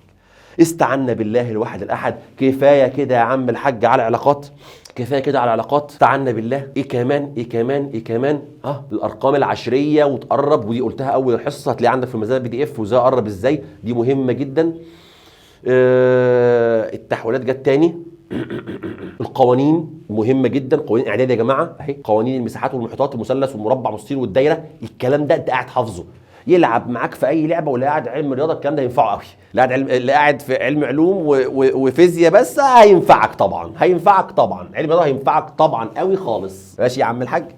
استعنا بالله. الرسم البياني الرسم البياني طبعا دي العلاقات الطرديه. دي علاقه طرديه ما فيهاش اي حاجه خالص. دي العلاقة اللي بتقطع محور الصادات أو اللي تحتيها بتقطع محور السينات. طب أنا عايز بس أعلمك حاجة في دي قبل ما أمشي. أسيبها لك وأمشي. هو أنا هنا لو عايز أجيب الميل. ما المقصود بالميل؟ الميل يعني تجيب لي فرق الصادات على فرق السينات. ماشي يلا. فين فرق الصادات؟ ده. هي مين اللي فوق دي؟ واي. ومين دي؟ زد. مين دي؟ اكس. فالميل واي ناقص زد على اكس. ماشي تمام. ده الميل. تفضل بقى تدور في المنهج على حاجه فيها الحته دي. فمثلا لقيت دي ايه ده؟ الواي اهي، بس دي واي ناقص زد. ما تزعلش، خد الزائد دي هنا هاتها هنا بعكس الاشاره، فيبقى واي ناقص زد يساوي ايه في اكس. ايه في اكس. طب ما تاخد لي الاكس دي اللي هي هنا مضروبه تيجي هنا مقسوم اهي اكس. اتبقى مين؟ ايه. فالميل بيساوي مين؟ ايه. دي رموز. تقلب عندك بقى الرموز دي يا معلم اخر السنه شويه قوانين. على سبيل المثال ايه يا مستر دي؟ رموز الف ب ج د. ده قانون هتاخده في الفيزياء كمان شهرين ونص. ماشي. ايه الار والفي والفي جي دي كده وتحت؟ مالكش دعوه. خلاص جبتك من الاخر. طيب لقيت في الامتحان رسمه عامله كده، علمك بقى اساسيات بقى، اساسيات. دي اسمها في ودي اسمها اي جي، ايوه، وخط عامل كده، والنقطه دي هنا كده اسمها س. والراجل بيسالك عن الميل، عايز الميل بيساوي نقطه، بيساوي ايه؟ في سؤالين في السبوره دلوقتي، مين هي السين؟ السين بتساوي ايه؟ والميل بيساوي ايه؟ سؤالين، انت لو مش عارف فيزياء تجيبهم. ايه؟ والله دلوقتي النهارده قبل ما اخد الدرس، قبل ما تاخده، امال لو خدته هتبقى الدنيا اسهل. عرفت فيديو مهم ازاي؟ تعالى يا باشا، هو ده لو انا عايز اجيب الميل. لو عايز اجيب الميل اعمل ايه؟ فرق الصادات على فرق السينات. طب يلا يا باشا، فين فرق الصادات؟ اهو في، ايوه، ناقص حاجه مش عارفها على اي جي. طب انا عندي قانون اهو في المنهج انا حافظه، انت داخل امتحان اخر سنه وانت حافظ ده، في ناقص حاجه اهي، اهي دي في جي، اكيد السين دي تطلع مين؟ في جي. فلو جبت السينات دي، الصادات على السينات تبقى في ناقص في جي، ايوه اهي، جبت اول حاجه السينات، السين دي اسمها مين؟ في جي. في جي كمان دقيقه كده معايا، ماشي؟ كمان دقيقه، يلا يا جماعه، في ناقص في جي، في ناقص في جي، ونقسم على السينات اللي هي اي جي، اهو في ناقص في جي على اي جي، في ناقص في جي على، اتبقى مين الحلو ده؟ فتقول له في ناقص في جي على اي جي، يطلع مين؟ الار ام. ودي مقاومه اسمها مضاعف جهد، مش مهم الاسم، المهم ان انا جبت الرسمه وجبت الاجابه من القانون من غير ما اخد فيزياء. يا جماعه الدنيا سهله. هسيب لك الملف PDF تركز معايا فيه ان شاء الله رب العالمين، ركز معايا في اخر 5 دقائق. بسم الله الرحمن الرحيم. طيب بصوا بقى يا شباب، تقريبا ده الفيديو الاولاني، خلصت خلاص، ده بس 5 دقائق كده اختبار. هسيب لك السؤال وانت تفكر وانا هحل بعد انت ما تفكر. ده الفيديو الاولاني، فيه شويه اساسيات مهمه جدا، ان شاء الله هعمل لك واحد تاسيسي تاني بنتكلم فيه بقى عن التركيب الذري، لان ده عندنا في الفيزياء جامد جدا في ثالثه ثانوي. فالفيديو الثاني ان شاء الله هيخص ثالثه ثانوي بالتفصيل اكتر ان شاء الله. اما اللي عدى ده، الفيديو ده ينفع اولى يسمعه، ثانيه ينفع طبعا يسمعه قوي قوي قوي، ثالثه ده الاساس. الفيديو بتاع النهارده مهم. تعالى بقى يا سيدي، الفيديو النهارده حاول هتقدر، ولو ما قدرتش يبقى قربت. حاول هتوصل، ولو ما وصلتش يبقى قربت، ويكفيك شرف انك حاولت، فما بالك لو كنت اصلا كمان قربت. ممكن ما اوصلش للقمه، بلاش كلمه قمه ما بحبهاش، ممكن قربت لهدفي ايا كان هو ايه، وممكن ما جيلوش، بس قرب، ودي حاجه حلوه صدقني، حاجه كويسه هتبسطك طول عمرك، عشان ما تجيش في يوم من الايام اقول يا ريتني كنت حاول، يا ريتني كنت مشيت في الطريق ده. وحش قوي الجمله دي. حاول ولا قدر الله ما فشلت، انا حاولت، اعمل ايه؟ شد حيلك، ابدا بقوه، استعنا بالله. انا بس هسيب لك برضو PDF ده تحاول فيه، انا بس هبدا كده احل معاك سؤالين. يلا يا عم، سؤال تافه بتاع 6 ابتدائي، بجد 6 ابتدائي، بس اختبرك كده فيه، انت قاعد بتعرف تحول ومركز، تعرف تحول ومركز. اختبارين مالهمش دعوه بالفيزياء، وللاسف ده اللي بيجي في ثانويه عامه. تعرف تحول ومركز. اول سؤال، محيط دايره نص قطرها 1 على باي، شيل لك دي كده، يلا. عايزين محيط دايره نص قطرها 1 على باي سنتي، يبقى كام؟ يا مستر السؤال ده، يلا حل، وقف وحل. وقفت، رجعت لي، جبت المحيط، عندك اجابات، عندك اختيارات، يلا. عايزين المحيط يساوي محيط اي دايره 2 باي اي ار، مش حافظهم، عندك في PDF. حاجات سهله بقى، وخدتها في تانية كتير، ماشي، اولى ثانوي كتير، ماشي. 2 في باي في نص القطر 1 على باي، 1 على باي، ماشي. فحبيب قلبي يقول لي ايه ده؟ الله، تروح الباي مع الباي يتبقى 2، الاجابه 2. مع السلامه. ايه بيج زيرو؟ ليه ان شاء الله؟ والنبي بيج زيرو قد كده اهو، حلو جميل قوي كده اهو، ليه ان شاء الله؟ انت ما ركزتش، ده بالسنتي، ده بالمتر، نص القطر الار بالسنتي، وانا عايز بالمتر بس. التركايه دي اللي موجوده والله العظيم في 6، والله في 6 خدتها في اعدادي 3 سنين، وفي ثانوي السنتين، فاضل لك سنه ثالثه بتيجي في ثالثه، يبقى المساله بشغل تمييزات والاجابات بتمييزات ثانيه. فهمت اللعبه؟ فهمت الليله؟ تعالى احول لمتر، اضرب في 10 والسالب 2، حول من سنتيمتر لمتر، اضرب في 10 والسالب 2، حاضر، في 10 والسالب 2، يعني من الاخر 2 من 100، الاجابه 2 من 100. هبله والله هبله. يلا هات لي اللي جاي، هات لي اللي جاي لوحدك. ملف مربع الشكل طول ضلعه 5 سم، يبقى المساحه ايه بكام؟ متر مربع بسنتي. انا حلتها لك اهو، يلا. احل انا على طول، احل انا على طول. عايز توقف وحل، حل. عايزين المساحه ايه؟ طول في عرض 5 في 5، حاضر، 5 في 5 بكام؟ 25. هو لئيم مديك 25 في الاجابات، عشان تختارها له زي فوق كده. غلط غلط. ليه؟ 25 ايه؟ ده سنتي في سنتي، يبقى 25 سنتيمتر مربع. دي سنتيمتر مربع؟ لا دي متر مربع. فانا عايز احول من سنتيمتر مربع لمتر مربع. هضرب في 10 اس سالب 4. هضرب في كام؟ 10 اس سالب 4. يلا 25 في 10 اس سالب 4. 25 في 10 اس سالب 4. فين في الاجابات دي؟ مش موجوده. ياض ما هي سالب 4 يعني 25 على 10000. فيبقى الرقم ده آلة حاسبة ودوس اس دي. دوس يساوي، هيبدلك ارقام، او دوس ارقام دي كده، دوس يساوي هيجيب لك ده 25 من 10000. في حاجه يا جدعان بالذمه؟ في حاجه بالذمه يا جدعان؟ يلا يلا حبيبي تعال. اللي جايه التافهه قوي دي، بص بص بص بص بص اللي جاي ده. يلا سؤال يقول لك ايه؟ موجة ترددها 5 ميجا هرتز. بص التركيز في القراءات. موجة ترددها 5 ميجا هرتز. قبل ما اكمل التردد ده اللي هو النيو اهو قانون اهو بتاع ثانيه ثانوي. طب جايبه لنا ليه في ثالثه وانا براجع معاك في ثالثه؟ عشان خاطر اولا هو عندك في ثالثه ده اولا، ثانيا عشان خاطر التمييزات، عشان خاطر التحويلات، عشان خاطر التركيزات. بس انا جاي النهارده قاعد ساعه معاك اعلمك تركز ازاي، وده اللي عندك اخر السنه. يلا يا باشا. وعندك في اول حصه فيزياء لغايه اخر حصه فيزياء. يلا يا باشا. ها كام التردد؟ 5. لا 5 في 10 اس 6. لازم احول من ميجا هرتز لكام؟ لهرتز. طولها الموجي 600 نانومتر. طولها الموجي حاجه اسمها لمضه. ماشي ماشي مش مهم الرموز، عديها. 600. انا عايز بقى دي، انا عايز منك دي 600. لازم احول. اول حاجه خدناها في اول الفيديو، ارجع اسمعه تاني. لازم احول من نانومتر ان ام لمتر. اضرب في كام؟ 10 اس كام؟ سالب 9. بس يلا. عايز مين؟ انا مديك كده، انا مديك التردد ومديك الطول الموجي ده. انا عايز السرعه، عايز في بتساوي ايوه لمضه في نيو يساوي. استعنا بالله. كام الطول الموجي يا عم الحاج؟ كام الطول الموجي يا باشا؟ 600 في 10 اس سالب 9 في يلا يا باشا. كام التردد؟ 5 في 10 اس كام؟ 6. يطلع كام؟ اضرب بقى 6 في 5 ب 30. 3 اصفار وفوق هيطلع 3. هيطلع 3 متر كل ثانيه. ياه ده كان شكلها في الاول كده يخض يا عم الحاج، ولا يخض ولا حاجه. تحويلات. انت تقول لي انا مش عايز القانون، مش عندي، او انا عندك في ثانويه عامه وعندك في ثانيه القانون ده. انا تهمني انك سمعت مني الرقم ده ايه وحولت ازاي. لازم احول. دي في ثانيه عندك وفي ثالثه عندك. ماشي ماشي ماشي ماشي ماشي. يلا اللي جايه زيها هسيبها لك تفكر فيها، واجاباتهم هبعتها لك. هبعت الملزمه دي محلوله يا جماعه، هبعت الملزمه دي كمان محلوله. يلا هات لي دي. سؤال تاني، اخر سؤال. من الرسم المقابل فان المحصله دي بكام؟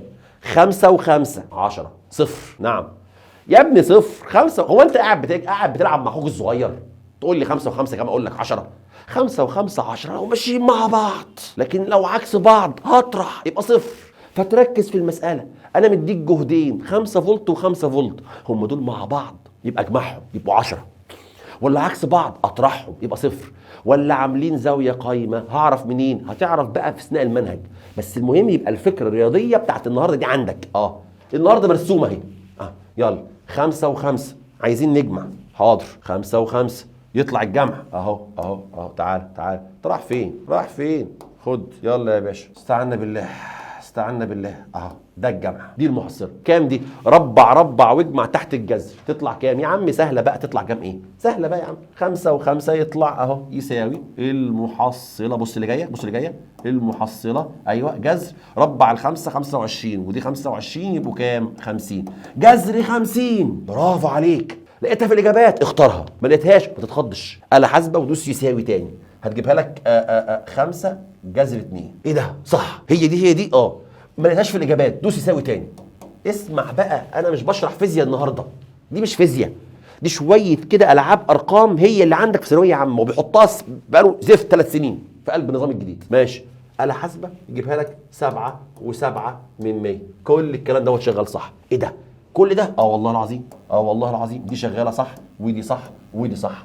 اوعى تستهون باللعب الارقام ده، واوعى تحل مساله فيزياء طول السنه وتقول دي سهله مش مكمل للاخر. كمل. ما هو اللعب في الارقام في الاخر بقى، اللعب في الارقام في الاخر. ثم انت ما عندكش بقى نظام مقالي، مش بكلم بتاع ازهر، بكلم العام. انت نظام اخطر. ليه تشوف مساله سهله ما تحلهاش؟ ليه تشوف مساله سهله ما تحلهاش؟ ده اللعب كله في الارقام اللي في الاخر. اخر خطوه جبت رقم كذا وهو 10 كذا فلا كذا، فتتعود على الكلام ده. لما يجي اخر السنه اتعودت عليه، احله وانا مستريح. يا رب اكون قدرت اقدم لك حاجه مفيده. يا رب اكون سهلت لك بالساعه اللي عدت دي جزء كبير من الفيزياء والرياضه لو انت علم رياضه. ربنا يوفقكم ويشرح صدوركم. ده الفيديو الاول التاسيسي لثانويه عامه رقم 1 او ثانيه لو حد عايز يسمعني، ثالثه يعني احتمال ضعيف، اسف اولى ثانوي احتمال ضعيف. ربنا يوفقك، شد حيلك، اجتهد، ركز. في ثانويه عامه نصيحه وحيده عشان بس الوقت. في ثانويه عامه اسعى، اتعب، اجتهد، ولكن بهدوء اعصاب. مستقبلك بايد اللي خلقك، فاللي خلقك امرك تاخد بالاسباب. خد بالاسباب بس، خد بالاسباب واتعب واعمل اللي عليك وانت مطمن ان النتيجه على المولى اللي شافك وتعب تعبك فهيديك. تقلقش. كل ما اقلق كل ما نتيجتي تبقى اسوأ. والله العظيم. ثم نتيجتك النفسيه تبقى اسوأ. وانا يا ابني يا بنتي ما نفسيش اي حد من ولادي يبقى نفسيا عنده حاله سيئه. بكره ده قوي. نفسي اشوفك رايح جاي طول السنه تتحرك بتتنطط بابتسامه على وشك. ما تبقاش الثانويه العامه كابسه عليك. يا دلع وتمتع طول ما انت بره الدرس، طول ما انت بره المذاكره. عيش حياتك. بلاش اول السنه اسمع اخر جمله تيجي تقوم ماسك موبايلك الاندرويد ولا الايفون ترمي. يا بابا هات لي موبايل بزراير ابو 100 جنيه ده عشان خاطر اشتغل بقى كده وثانويه عامه. اصبر لسه في 8 9 10. خلي موبايلك معاك. يوم الخميس تقعد شويه تلعب شويه جيمز عليه، كلمت حد من صحابك، دردشت. لسه بدري. هتشدي وتجري جامد، نفسك هيتقطع بدري ومش هتلحق تكمل الماتش. قبل الماتش ما يخلص نفسك هيقع. وفي الاخر انا عايز نفسك هو اللي يزيد. تعلم تجري في سباق خيل وانت محافظ على حالتك النفسيه وحالتك البدنيه. خلي موضوع الموبايل ده بعدين شويه، على شهر 1 على شهر 2 اقول لك ماشي، بالراحه على نفسك. اسمع نصيحتي دي، سمع الفيديو ده لبابا وماما في البيت عشان ممكن تيجي منهم يقول لك هات بقى موبايلك. قول له بص مستر بيقول ايه؟ لسه واحده اصبر عليا شويه، ما تشدش جامد عشان ما تقطعش حيلك بسرعه. صلوا على رسول الله. ابتدي صلى الله عليه وسلم، ابتدي بقوه، اسعى. ربنا معاكم، ربنا يوفقكم ان شاء الله. شوفوا وشكم بخير. فيديو تاني تاسيسي احتمال يبقى قريب. الاهم تابعني في كل فيديوهاتي الاسبوعيه تقريبا اللي هعمل فيها ملخص لكل حصه صغير كده، وهحل معاك من 3 كتب خارجيه. ربنا يوفقكم ويشرح صدوركم ويجعلكم سبب في فرحه قلوب اهاليكم يا رب. شكرا، اشوفكم على خير. شكرا جدا.